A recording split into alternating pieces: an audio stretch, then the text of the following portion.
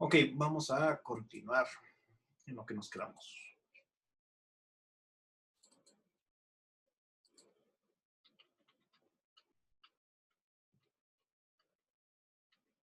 No, ya me pasé.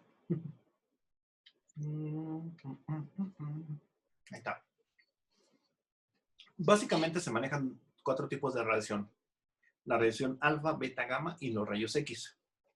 Los... Así me hace toser. Los rayos alfa son 2 protones con 2 neutrones. Realmente ellos, aunque son son los que tienen más energía de todos, tienen el menor poder de penetración porque se trata de partículas puntuales. Entonces el impacto y la interacción electrostática con otras partículas los frena rapidísimo. Literalmente, para detener rayos alfa basta con una bolsa de papel. La radiación beta son electrones acelerados. Eso significa que para detenerlos ya necesitas algo un poquito más grueso, que es normalmente una placa de aluminio. No papel aluminio, placa de aluminio. Para, para que no vayan a estar como los conspiranoicos que se hacen su gorrito de papel aluminio, para que les eviten que les dan la mente. No es cierto, no funciona eso. Esta es una placa de aluminio. Bueno, los rayos X, al ser de mayor energía, los rayos X y no ser partículas, pueden atravesar el aluminio y el papel sin problema. Necesitas para detenerlos prácticamente plomo. Sin embargo, la radiación gamma, el gamma para detenerlo, necesitas literalmente hormigón. El hormigón, para los que no están acostumbrados al término, es prácticamente concreto, o sea, cemento con varillas y lo que le puedas poner ahí, piedras y todo lo que puedas. Misma representación, y aquí vemos el nivel de penetración. O sea, nada más el papel. Bueno, de hecho, o sea, por ejemplo, los rayos alfa serían frenados en la piel. Si no tienes aquí el papel, serían frenados en la piel. Pero obviamente te van a causar cáncer de piel. Ah, sí, cierto. Y los neutrones, como interactúan muy poquito, hijos de Dios, para detener neutrones, necesitas hormigón, pero sí del super choncho. Y los neutrinos, que son más chiquitos, hay neutrinos que pueden atravesar la Tierra completita sin problemas. Ahora, normalmente todas las partículas antes mencionadas tienen un centro puntual de energía. Yo puedo medirlas con una certeza de que el 99.999% de las partículas tienen la energía que yo estoy midiendo. Sin embargo, los rayos beta no. Los rayos beta tienen distinto grado de energía y ese grado de energía depende mucho de la fuente del cual salgan. Entonces, este es digamos aquí, tenemos aquí el número de partículas beta y esa es la energía que va a tener la partícula beta. Entonces vemos que tiene una distribución que no es normal, o así es una distribución paranormal. Y bueno, esta es la energía que tiene el puro electroncito. Esa es la energía que tiene el puro electroncito por efecto de energía cinética, de la masa por la velocidad al cuadrado entre 2. Mientras que esta otra energía es la energía que le da el neutrino. Los neutrinos, o neutrino, se adhieren a los electrones y los aceleran. Y entonces esta partícula, los neutrinos, son los que le confieren el distinto tipo de energía. Y entonces, como logran ver que aquí hay realmente un barrido de energía, bueno, más bien un barrido de partículas, entonces significa que los neutrinos tienen distinta energía y por lo tanto también distinta masa. Entonces, cuando estamos hablando de neutrinos, no estamos hablando de una especie única, sino que es una familia completa de partículas, no es una partícula única y depende mucho de la energía, el tamaño del neutrino. Lo mismo pasa con los fotones. De hecho, yo tengo la hipótesis, pero no la he comprobado matemáticamente, de que un neutrino es un fotón. Pero eso es otra historia. Entonces, aquí vemos el nivel de penetración de las partículas beta de acuerdo a su energía en distintos materiales. La energía se mide en megaelectronvolts. Ahorita hablamos de qué es un electronvolt y más el mega, ¿no? El megaelectronvolt. Ahorita vemos qué es eso. El aire, detienen los rayos beta, pero hijo de Dios, lentísimo. Por ejemplo, un rayo beta que tenga una energía de 0.1 electron volts o una décima de electron volt o 10 a la menos 1 electron volts puede penetrar en el aire a una distancia aproximadamente de, este es 1 metro, 90, 80, 70, 60, como 50 centímetros. Pero si ya tiene una energía de 10 electron volts, entonces, perdón, de 1 electron volt, esto es 10 a la 0 es 1. Un electron volt Entonces puede atravesar en el aire hasta 100 metros. Y si tiene una energía de 10 megaelectronvolts, de 10 megaelectronvolts, pues ahí vemos que puede atravesar en el aire varios kilómetros. Este es 1 kilómetro, casi 2 kilómetros puede recorrer en el aire. Es una distancia muy, muy considerable.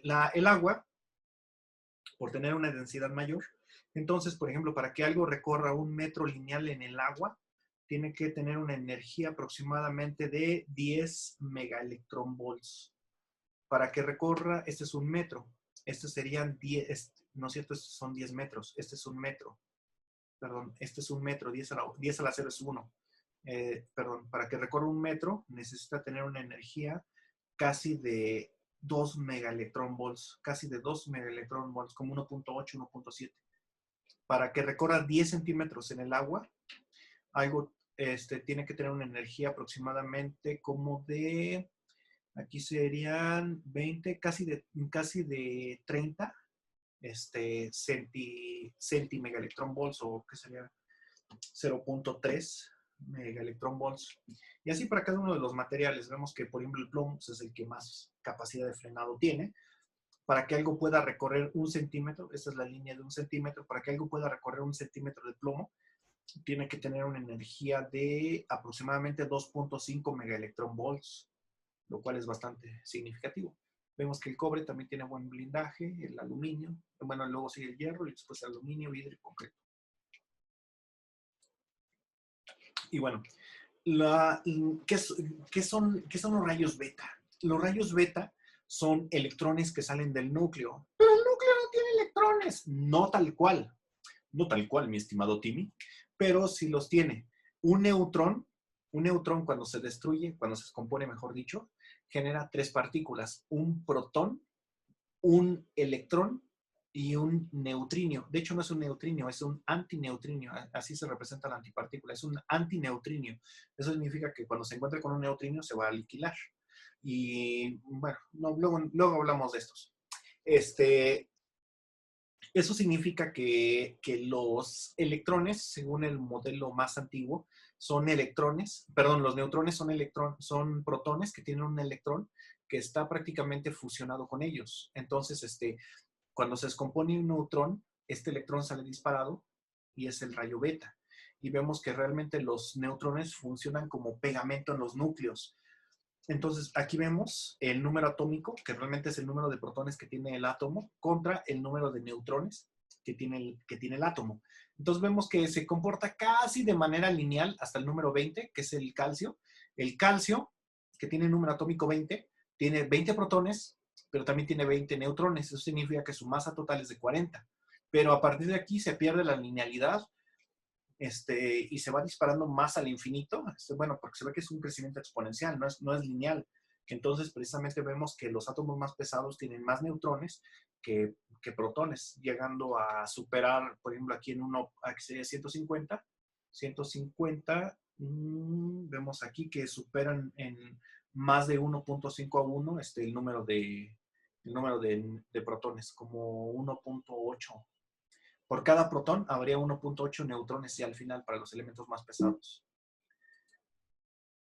Y bueno, esta es la emisión de partículas beta del núcleo, ya sea positiva, la que es roja, o captación de electrones, y la emisión de partículas beta negativas, que es la azul. ¿A qué se refiere esto? Si un átomo tiene muchos protones, necesita obviamente electrones. Eso significa que el proceso más lógico es que atrape los electrones del orbital que le queda más cerca, que es el K. Entonces, los atrapa del K, y entonces un protón se va a convertir en neutrón. Pero este proceso de que un electrón caiga al núcleo lleva a cabo la emanación de rayos X, normalmente, porque es un electrón que se acelera muchísimo. Casi no sucede, bueno, sucede menos que los atrape del orbital L. ¿Por qué? Porque los K viajan más rápido que los L. Entonces, a veces, pues es más fácil atrapar uno lento que uno rápido, aunque esté más cerca. Entonces, también puede suceder la captación de los electrones que están en el orbital L, y caiga al núcleo, en el orbital 2. Entonces, también puede suceder que si tienes exceso de cargas positivas, salga un positrón del núcleo. En vez de salir un electrón con carga negativa, sale un electrón con carga positiva, sale un positrón. Y entonces un protón se convierte en un neutrón. Y entonces también normalmente si tienes muchos neutrones, un neutrón es el que se desintegra generando un protón y una carga negativa que es el electrón que sale como rayo beta. Y entonces aquí vemos los elementos que son radioactivos emitiendo betas, betas negativos, y estas son las que salen emitiendo betas positivos o positrones o antielectrones, como los quieran llamar. Y entonces vemos que aquí en la franja negra, todas estas que están en la negra, no emiten radiación. Son átomos relativamente estables. Lo mismo que aquí estos raros, no sé por qué, pero son estables. O no se ha visto. Ok. Entonces, las energías de las partículas beta del mercurio 203, aquí vemos cómo viene la curva de la emisión de los electrones, de los rayos beta que van saliendo del núcleo, pero muchas veces precisamente la energía que están despidiendo hace que puedan atrapar un electrón del orbital K, del L o del M. Es muy raro que atrapen del M, pero también lo atrapan. Pero vaya, aquí vemos cómo se va comportando.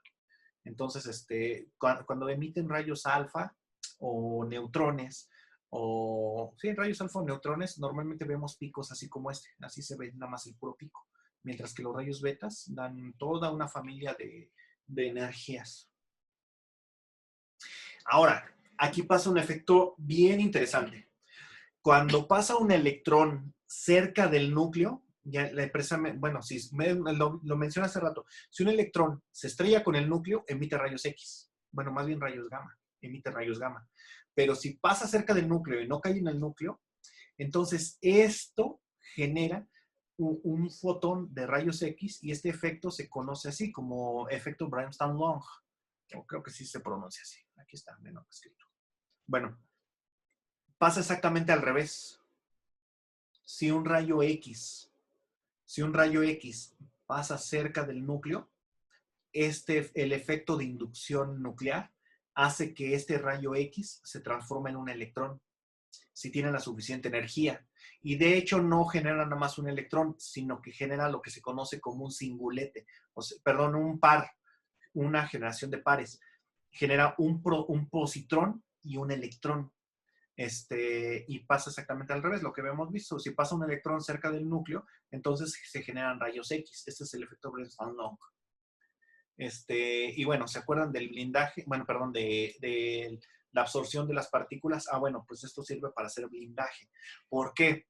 Porque si tú tienes una fuente que está emitiendo electrones, bueno, más bien rayos beta, lo último que quieres es frenarlos con plomo, porque en el plomo recorren muy pocos centímetros, bueno, muy poca distancia, y precisamente están en contacto con núcleos pesados y esta inducción electromagnética genera rayos X al frenar los rayos beta.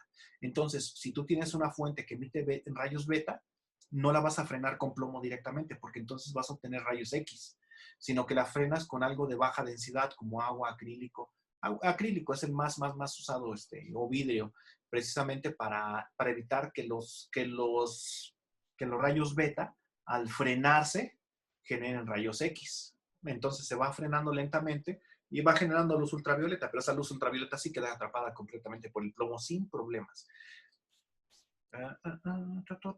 ¿Dónde estás? ¿Qué? No me saltes el video. Ahí estás. Estas son contenedores de material radiactivo. Ese está súper mega completamente vacío. Vemos que el interior nada más es de puro plomo. Aquí tiene una esponjita para que no se rompiera el material, pero ya no tiene función la esponja. Todo el interior es de plomo.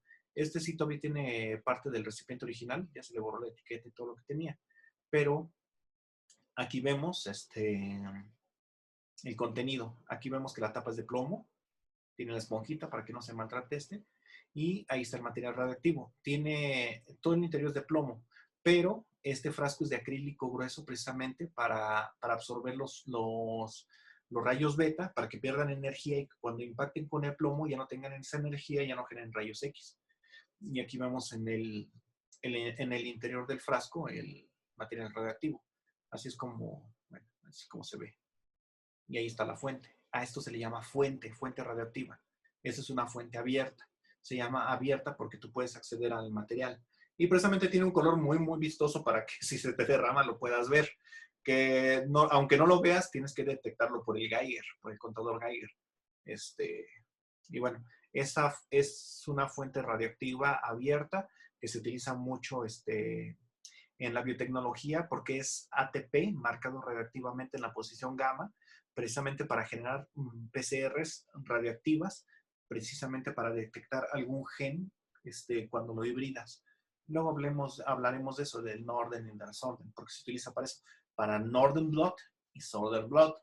Y también hay un Western Blot que también utiliza material radiactivo, pero luego hablamos de eso. Los tipos y fuentes de fuentes radiactivas. Entonces, existen dos tipos de fuentes de radiación. Las fuentes cerradas, que son aquellas que en el uso habitual del material nunca queda expuesto. Tiene una cubierta protectora no removible, aparte del embalaje de protección. Entonces, por ejemplo, aquí vemos una fuente cerrada, completamente es otra fuente cerrada. Tú ves esto y pues dices, es un disco. Sí, pero es un disco de hierro que en su interior tiene otro disco, que es el material radiactivo. Tú tendrías que romper el disco para acceder al material radiactivo. Es una fuente cerrada, o sea, realmente no hay tanto problema en de que quede esparcido el material por ahí. Sí hay peligro de que este material está radiando a quien esté cerca y su manipulación obviamente requiere cuidado, pero es como, al ser, como su nombre lo dice, una fuente cerrada, el usuario, el operador, no tiene acceso al material, entonces no hay manera de dejar contaminación radioactiva por ahí. Aparte del embalaje de protección primario que presenta, que es otro material, el cual no se puede abrir, también tiene un embalaje secundario muy importante que evita precisamente que se pueda romper, dañar, agrietar el material. Y las fuentes abiertas, que son como la que vimos, que son aquellas en las que el operador sí tiene acceso directamente al material. Estas son mucho más peligrosas porque sí se puede dejar una contaminación radiactiva en el proceso. Aquí vemos algunos ejemplos de fuentes cerradas. Por ejemplo, aquí ves una fuente de iridio 192 utilizadas por la gammagrafía industrial, que habíamos visto, fuentes de cobalto 60 utilizadas como cabezales de cobaltoterapia para radiación de tumores y cosas así.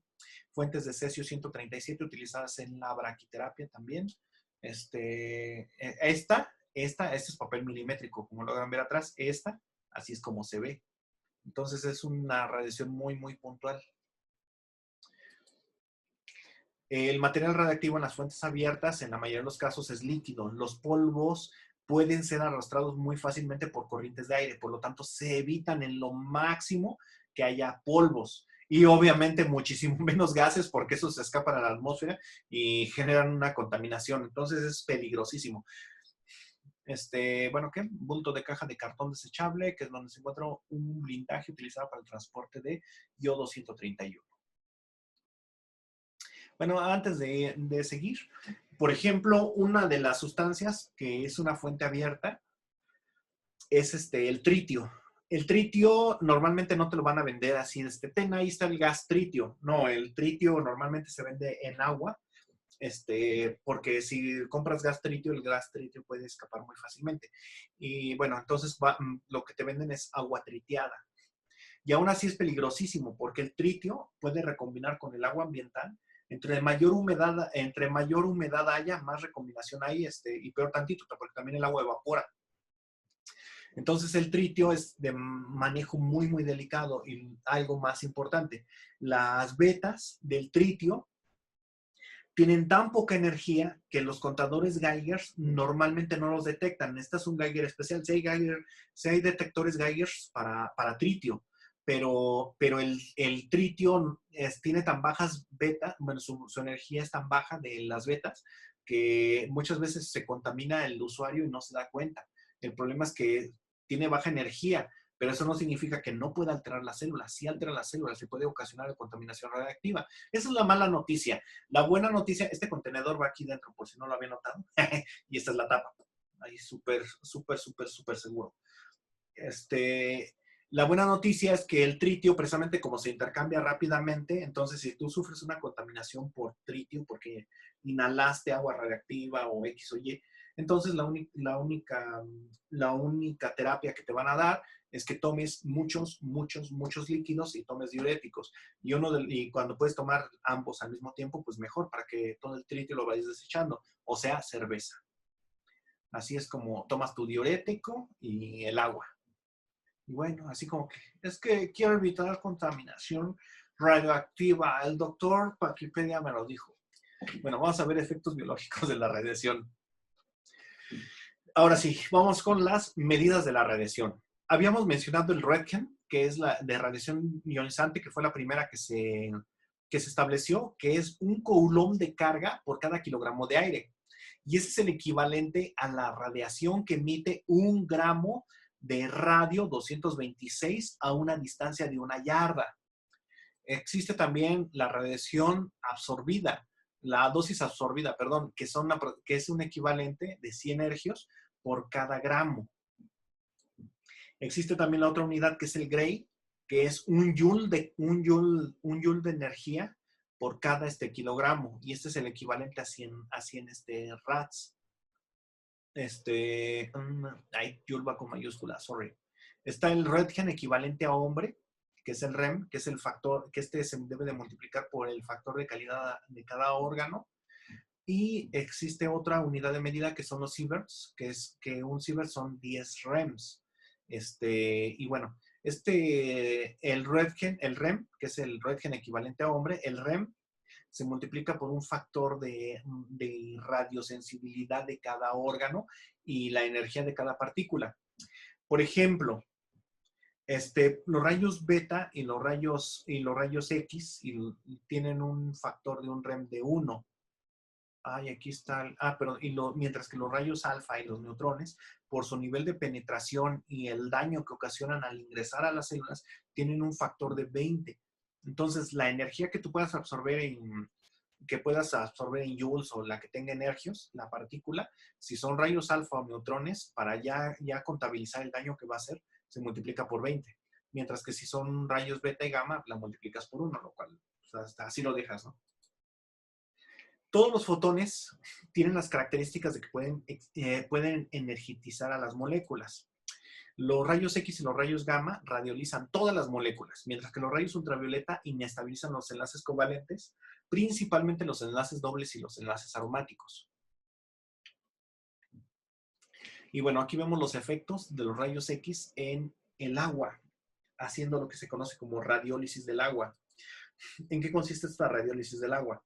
Cuando tú tienes agua y la expones a la radiación, el agua puede perder un electrón y entonces este electrón que sale disparado de la molécula de agua va a ser una carga positiva que va a estar soportando alguno de estos dos protones, perdón, de estos dos hidrógenos, que se va a convertir uno obviamente en un protón.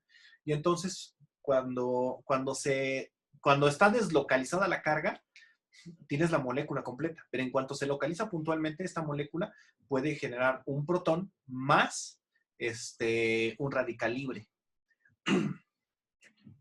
Y entonces, si este electrón que está siendo despedido aquí le llega a una molécula de agua, entonces esta molécula de agua se carga negativamente y entonces va a generar un radical libre más un hidroxilo.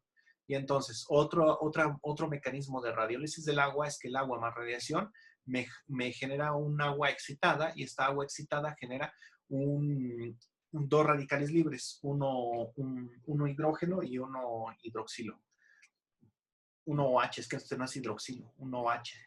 Entonces, si tú juntas dos radicales libres de hidrógeno, generas una molécula de hidrógeno. Si tú juntas dos radicales de OH, vas a tener una molécula de agua oxigenada, de peróxido de hidrógeno. Si se vuelven a juntar estos dos, pues se neutralizan y generan agua. Si juntas más van a generar agua, más un OH también en radical libre. Entonces, el problema de aquí Son todos los radicales libres que se pueden generar, o todos las moléculas cargadas, porque son las que les van a pegar a las biomoléculas. Y el agua tiene la linda cualidad de que se encuentra como molécula mayorista, es el solvente universal de todas las células, entonces es la que es más activa. Entonces, entre más célula tiene el agua, ándale pues, entre más agua tiene una célula, más radiosensible es. Y bueno, entonces aquí vemos una gráfica de la muerte que sucede por radiación. Aquí vemos la tasa relativa de mortandad en porcentualidad. Entonces, aquí vemos el 100% de mortandad, pues es el máximo. Y aquí es la dosis de radiación en grays. Entonces, vemos una dosis, por ejemplo, como de un gray, tiene una mortandad como del 1, 2, 3%, a lo mucho. Pero ya cuando alcanzas, por ejemplo, una dosis de 5 grays, una persona que no ha recibido, una persona con tratamiento médico puede tener un 40% de esperanza de supervivencia, mientras que si no recibe tratamiento médico a la misma dosis de 5 grays, tiene un 70% de mortandad, perdón, aquí tiene un 40% de mortandad. Sin embargo, por ejemplo, aquí hay unos 6 grays. Unos 6 grays, una persona con tratamiento médico tiene un 60% de probabilidades de morir, mientras que sin tratamiento médico ya estás arriba del 80%. En dosis bajas, pues por ejemplo, no sé, unos 2.5 grays, aquí como 2.5 grays, sin tratamiento médico, con tratamiento médico tiene un 20% de probabilidades de morir. Sin tratamiento médico, pues como un 27, algo así, ligeramente. Pero se van separando durante esta sección, pero llega un momento en el que cuando es una dosis muy alta, con tratamiento médico, sin tratamiento médico, va a morir. Ya dosis mayores de radiación, pues te mueres, literalmente. A dosis mayores de 100 grays, la muerte es casi instantánea, ya que mata todas las células del sistema inmune y nervioso. A dosis entre 10 y 100 grays, la muerte llega a los pocos días por fallo intestinal. Te mata todas las células del intestino.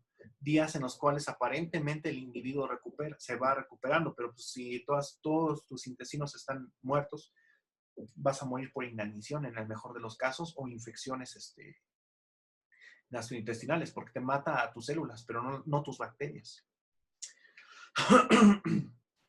Aquí vemos algunos efectos de la radiación ionizante. La radiación ionizante actúa sobre el agua, ocasionando radiólisis, la generación de radicales libres.